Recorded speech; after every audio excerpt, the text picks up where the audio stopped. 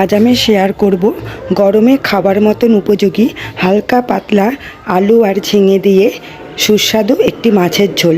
এই গরমের জন্য এরকম একটা উপযোগী খাবার কিন্তু খুবই ভালো। তো তোমরা সবাই বাড়িতে করে দেখো বন্ধুরা, রেসিপিটা কিন্তু দারুণ লাগবে। তো প্রথমে দেখো, কড়াই গরম করে আমি কড়াইতে দিয়ে দিলাম পরিমাণ মতন সর্ষের তেল। মাছটা কিন্তু সর্ষের তেলেই রান্না করব আমি। তো মাছগুলোতে আগে থেকেই নুন হলুদ মাখিয়ে রেখেছিলাম। এরপর মাছগুলোকে একে একে সব ভেজে নিলাম। এরপর ওই একই তেলে দিয়ে দিলাম আমি কালো জিরে ফোড়ন। তা কালো জিরাটা একটু ভাজা ভাজা হলে এর মধ্যে দিয়ে দিলাম আলু। তা আলুটা কিন্তু আমি আগে একটু গরম জলে ভাপিয়ে রেখেছিলাম। এরপরে আলুটা একটু হালকা নাড়াচাড়া করে এর মধ্যে দিয়ে দিলাম কেটে রাখা ঝিঙে। তা রান্নাটা আমি আলু আর ঝিঙে দিয়েই করব। ঝিঙে কিন্তু গরমের জন্য খুবই উপযোগী খাবার।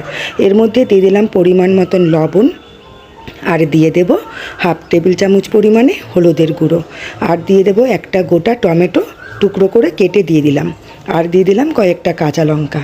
এরপরে নুন হলুদ দিয়ে ভালোভাবে আলু আর ঝিঙেটাকে একটু ভাজা ভাজা করে নিয়ে একটু হালকা ঢেকে রাখলাম, যাতে আলু আর ঝিঙেটা একটু মজে যায়।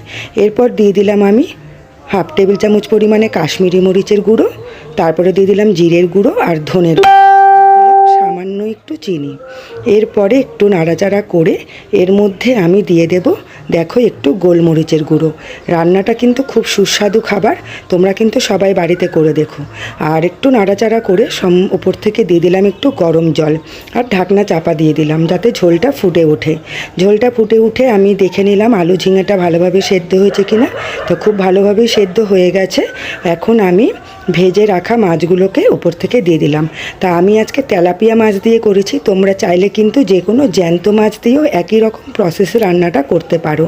তো দেখো ঝোলটা ফুটে উঠলেই আমার রেসিপিটা কিন্তু রেডি।